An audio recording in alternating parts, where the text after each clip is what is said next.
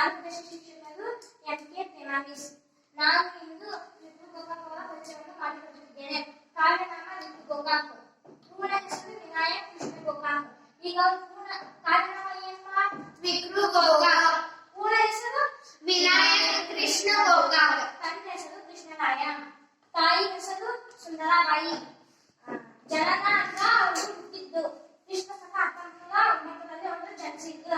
ಈಗ ಅವರು ಹುಟ್ಟಿದ್ದು ಹಾವೇರಿ ಜಿಲ್ಲೆಯ ಸಂಗಳೂರಿನವರು.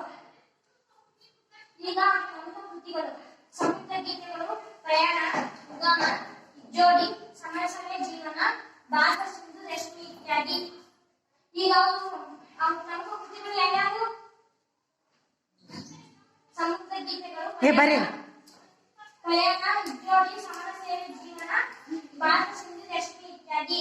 ಈಗ ಅವರಿಗೆ ಪ್ರಮುಖ ಪ್ರಶಸ್ತಿಗಳು: ಕರ್ನಾಟಕ ವಿಶ್ವವಿದ್ಯಾಲಯದಲ್ಲಿ ಗೌರವ ಡಾಕ್ಟರೇಟ್ ಪ್ರಶಸ್ತಿ, ಸಮಗ್ರ ಸಾಹಿತ್ಯಕ್ಕೆ ಜ್ಞಾನಪೀಠ ಪ್ರಶಸ್ತಿ, ಭಾರತ ಸರ್ಕಾರ ಪದ್ಮಶ್ರೀ ಪುರಸ್ಕಾರ ನೀಡಿ ಗೌರವಿಸಿದ್ದಾರೆ.